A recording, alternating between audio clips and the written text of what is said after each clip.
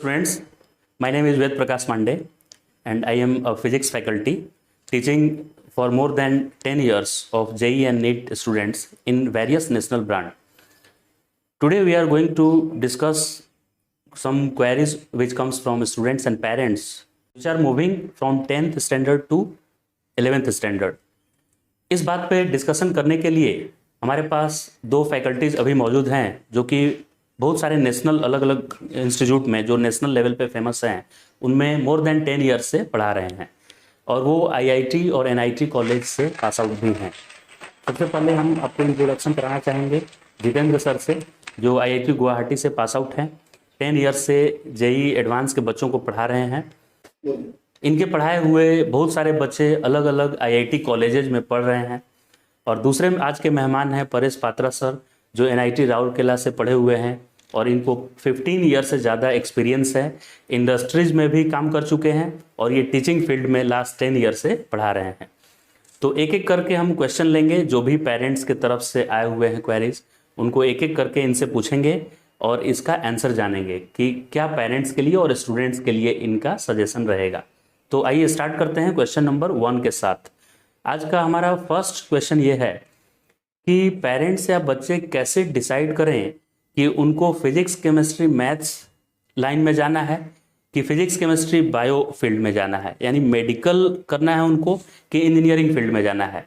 किन फैक्टर्स को ध्यान में रखते हुए आप ये डिसाइड कर सकते हैं? स्टूडेंट्स, जैसे कि वेद सर ने बताया कि सारे पेरेंट्स और स्टूडेंट्स के मन में ये क्वेश्चन आता ही है कि 10th से जब हम 11th में जा रहे हैं तो हमें कौन से सब्जेक्ट्स चूज़ करने चाहिए और क्या क्या डिफ़िकल्टीज आएंगी। तो सबसे पहला जो हमारे माइंड में एक क्वेश्चन आता है कि हम पीसीएम लें या पीसीबी लें, मतलब हम मैथ्स की तरफ जाएं या बायो की तरफ जाएं।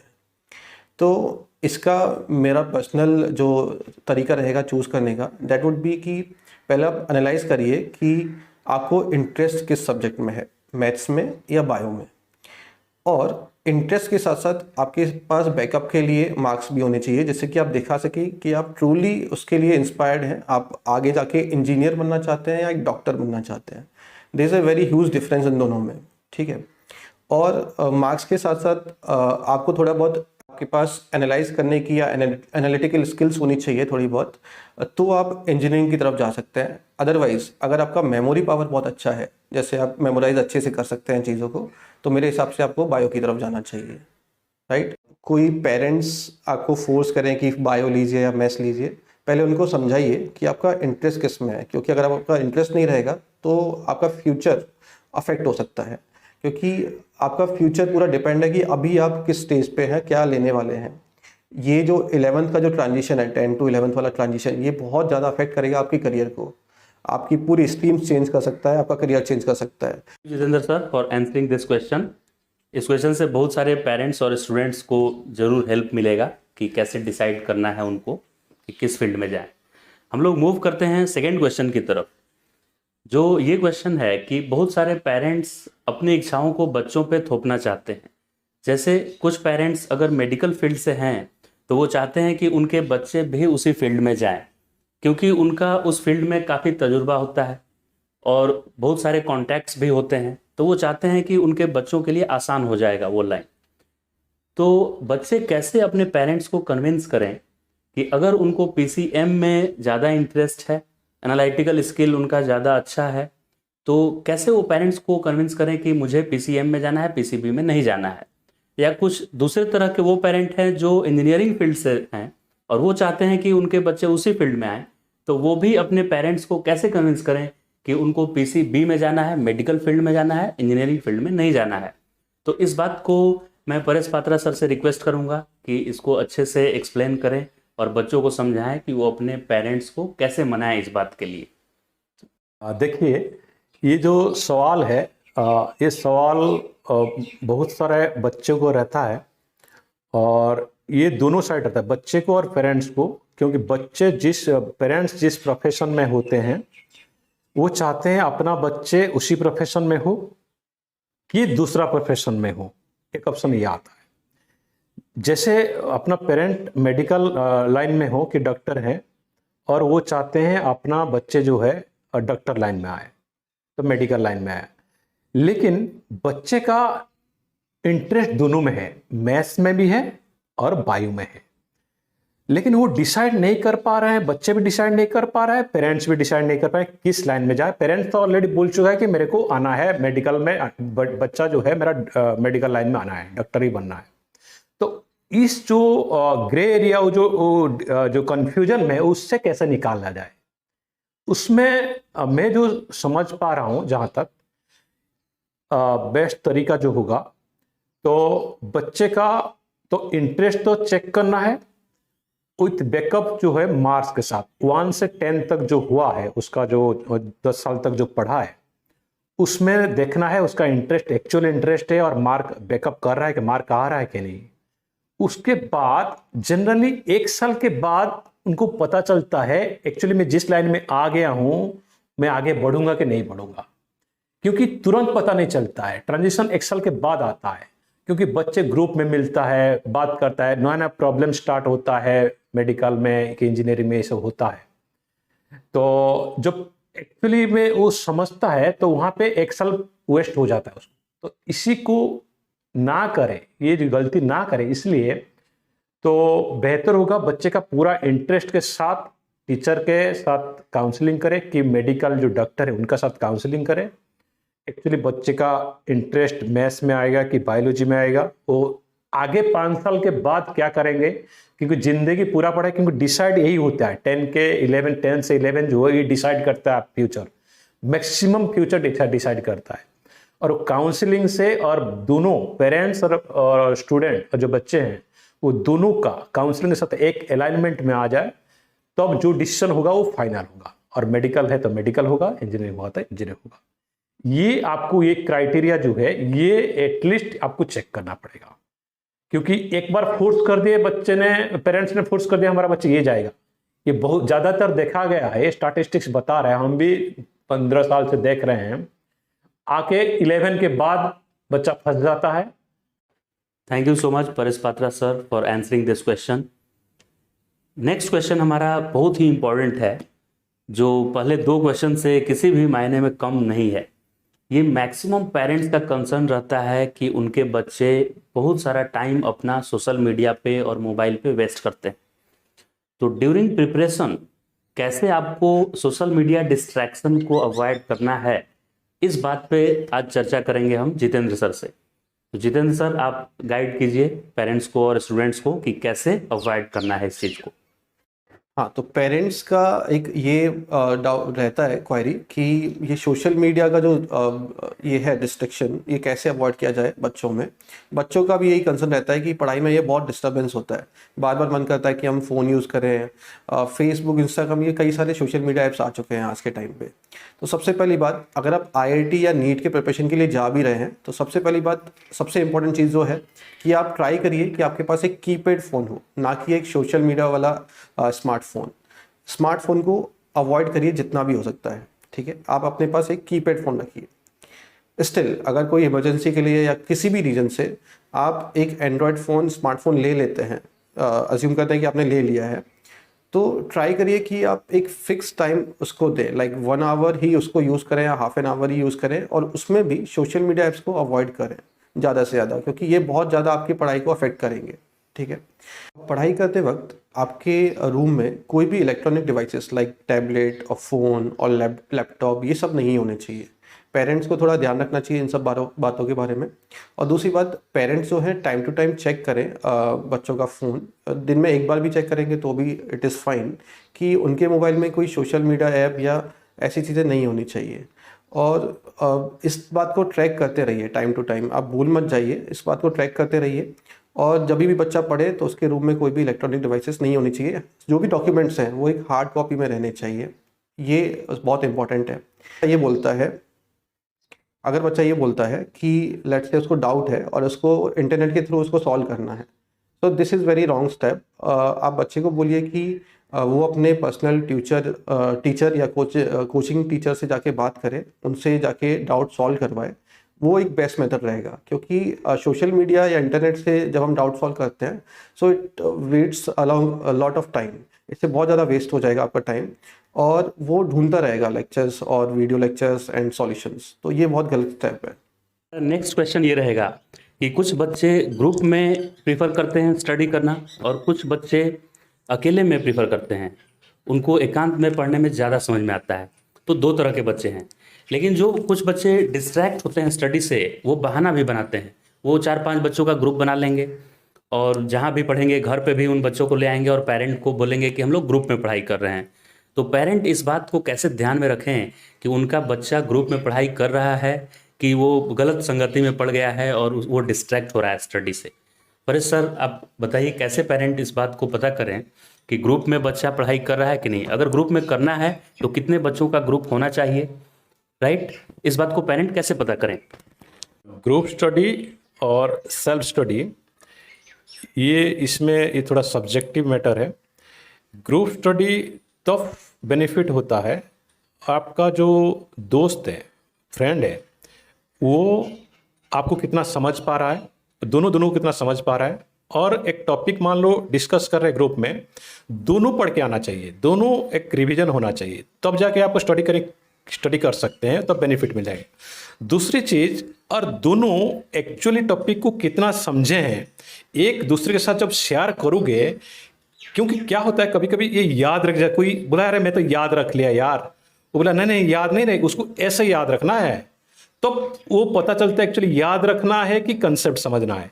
तो वो जो डिस्कस होता जा रहा है वो माइंड में, आपका मेमोरी में बैठ जाता है, वो लॉन्ग टर्म के लिए फायदा होता है। ये फायदा होता है ग्रुप स्टडी जो बेनिफिट देता है, और कोई क्लासरूम भी इतना बेनिफिट नहीं देता है, ये फायदा होता है।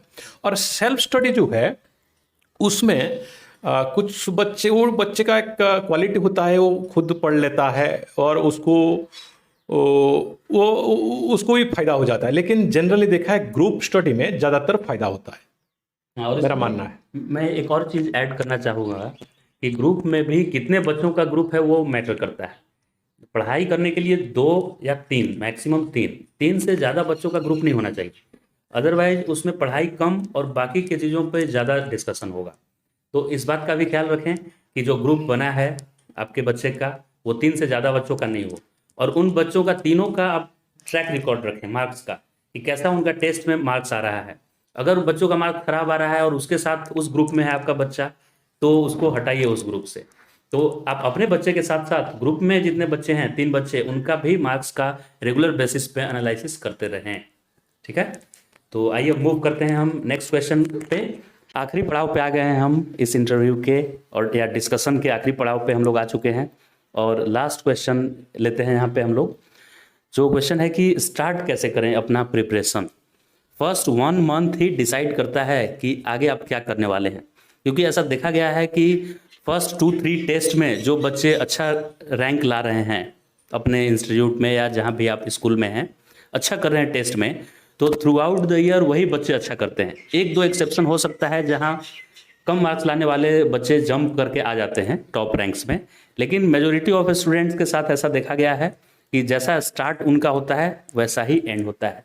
तो फर्स्ट 1 मंथ में कैसे अपने प्रिपरेशन को बेस्ट तरीके से स्टार्ट करें, ये आज जानने की कोशिश करेंगे। तो परेश सर लीजिए, आप बताइए कैसे स्टार्ट करना चाहिए बच्चों को।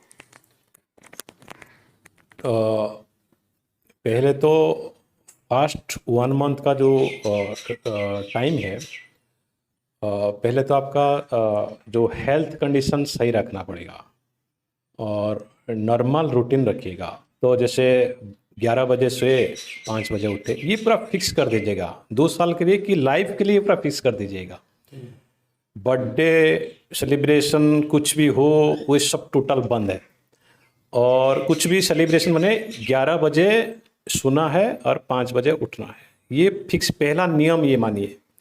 उसके बाद जो क्लास में अटेंटिव रहना है पूरा, वो आपका डिस्ट्रैक्शन होगा, सबका होता है, इंसान है तो स्टूडेंट है तो होता है, लेकिन आपका कम से कम जितना कम डिस्ट्रैक्शन हो, और टीचर को सुने, अटेंटिव पूरा रहे।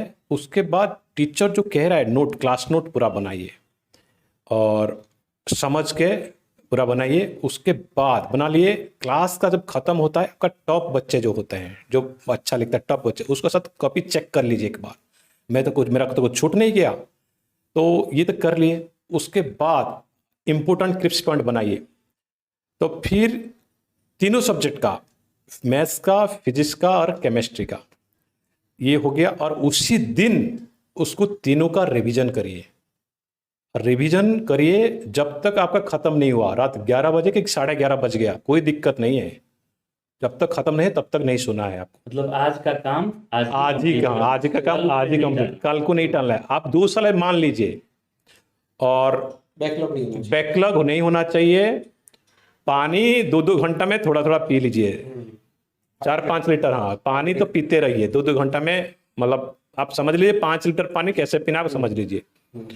और बाकी अब ये सब कर लोगे, रिवीजन, हाँ रिवीजन इंपॉर्टेंट, क्योंकि इंसान जो है 1 घंटा पढ़ लिया,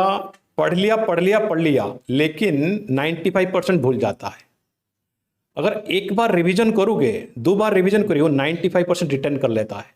जो भूल गए हो ना उसको रिटर्न कर लेता है। तो ये जो 3-4 क्राइटेरिया मैंने बताया, तो ये अगर कर लोगे, और आप अगर पॉइंट 8 का जितेंद्र साहब जो है वो इंक्लूड करूंगा मैं क्वेश्चन कि इस पे तो जितेंद्र सर आप बताइए ही कैसे करना है। एक और क्वेश्चन मैं ऐड कर देता हूँ, साथ में इसका भी आंसर कर दीजिएगा कि बच्चा क्लास करके आया और कोई कॉन्सेप्ट उसको नहीं समझ में आया, जैसे 3 लेक्चर अटेंड किया वो, उसमें ऐसा हो सकता है कि उसको कोई टॉपिक कम समझ में आया हो, तो वो क्या करना चाहिए बच्चे को, क्योंकि अगला दिन फिर नया टॉपिक स्टार्ट हो जाएगा, तो उसका वो बैकलॉग नहीं बचे, वो टॉपिक वो इसी 1-2 दिन में क्लियर कर ले, उसके लिए क्या करना चाहिए डेली बेसिस पे उसे? तो पहला क्वेश्चन ऐसे था कि 11th के फर्स्ट मंथ में क्या ऐसा करें कि हमारा आगे का फ्यूचर सिक्योर हो जाए, हमारे अच्छे मार्क्स आते रहें। तो जैसे कि परेश सर ने और वेद सर ने बताया कि फर्स्ट ऑफ ऑल जो भी है हमें ट्रैक डेली का डेली हमें कंप्लीट करना है, जो भी होमवर्क मिला है हमें डेली का डेली कंप्लीट करना है। We should form a proper time table, ठीक है। मैं रिकमेंड करता हूँ कि डेली टाइम टेबल ना बना के पहले वीकली टाइम टेबल बनाएं, क्योंकि डेली टाइम टेबल फॉलो करना बहुत डिफिकल्ट होता है और वो ब्रेक होते रहते हैं, तो उससे हमारा मोटिवेशन डाउन होकर फिर हम वो काम करते ही नहीं है। तो हम वीकली टाइम टेबल बनाएं जिससे कि हम थोड़े बहुत चेंजेस कर पाएँ उसमें आगे के लिए। जैसे आज मैंने ऑब्जर्व किया कि आज मैं इतना नहीं पढ़ाई कर पा रहा हूँ, तो कल मेरी अफेक्ट होगी, तो मैं इसको थोड़ा चेंज कर लूँगा, मॉडिफाई कर लूँगा। तो हमने कोचिंग में हमें कुछ पढ़ाया गया और घर पे जाके हमने उसको प्रॉपर एक टाइम दिया रिवीजन के लिए। आफ्टर दैट हम कुछ टाइम देंगे शॉर्ट नोट्स के लिए, जिससे कि हमारा डबल रिवीजन हो जाए। जब हम शॉर्ट नोट्स बनाते हैं खुद के हैंड रिटन, तो हमारा डबल रिवीजन हो जाता है, राइट। उसके बाद हम प्रैक्टिस पे टाइम देंगे। एटलीस्ट मेरे हिसाब से 8 to 10 आवर्स का स्टडी टाइम होना चाहिए हमारा डेली, क्योंकि ये IIT इतना आसान नहीं है ऑब्वियसली, तो हमारा कम से कम 8 to 10 आवर्स, जितना हमारा एक्सपीरियंस है उसके हिसाब से इतना होना चाहिए। उसके बाद डाउट रख गया। हाँ, तो जैसे कि अवैध सर ने पूछा कि अगर हमारा डाउट्स कुछ रह गया है, तो पहली बात तो डाउट रहना ही नहीं चाहिए। जैसे आपने क्लास में कुछ सर ने पढ़ाया, आपको तुरंत कोई भी डाउट आता है तो क्लास में हैंड रेज करके प्रॉपरली अपने टीचर से वो डाउट क्लियर कर लेना चाहिए। फिर भी हाँ सेम डे, फिर भी मान लीजिए आपका डाउट रह गया और क्लास खत्म हो गई और आपको फिर लगा कि हाँ ये तो डाउट है, उसके बाद क्लास के बाद अगर हमारा टीचर अवेलेबल है तो उनसे जाके कांटेक्ट करिए, उनसे जाके क्वेरी को सॉल्व करवाइए। स्टिल अगर मान लो टीचर अवेलेबल नहीं है तो नेक्स्ट डे के लिए वेट करिए। सबसे पहला आपका जो इंपॉर्टेंस होना चाहिए वो डाउट के लिए ही होना चाहिए। अगर डाउट पेंडिंग हो गया तो आपका जो इंटरेस्ट है वो कम हो सकता है सब्जेक्ट के लिए। और सबसे इंपॉर्टेंट बात ये भी है कि जिस सब्जेक्ट में आपका टीचर के साथ कनेक्ट ज़्यादा रहेगा वो चीज़ें आपको ज़्यादा समझ में आएंगी। तो कनेक्टिविटी तीनों टीचर से बना के रखना है। करेक्ट, तीनों के साथ आपका कम्युनिकेशन बहुत अच्छा होना चाहिए, आप आराम से क्वेश्चंस पूछ पाएँ, ऐसा आपका एक कनेक्टिविटी होना चाहिए, एक एल्गोरिदम होना चाहिए। अगर कनेक्टिविटी अच्छी रहेगी तो आपके मार्क्स ऑटोमेटिकली अच्छे आएंगे, ये मेरा कहना है। बाकी वेद सर बताएंगे। Thank you so much Paresh sir and Jitendra sir for answering this questions. मुझे उम्मीद है कि इससे बहुत सारे पेरेंट्स को और स्टूडेंट्स को फ़ायदा हुआ होगा। तो इस वीडियो को अब यहीं पे हम लोग ख़त्म करेंगे, और इसके अलावा अगर आपको लगता हो कि और भी कोई क्वेश्चन है आपके मन में और आप नहीं, यहाँ हम लोग ऐड नहीं कर पाए उसको, तो आप कमेंट बॉक्स में उस क्वेश्चन को आप भेजें, हम लोग ट्राई करेंगे उसको आंसर करने के लिए। So thank you so much for watching this video. Best of luck for your JEE and NEET preparation. Thank you.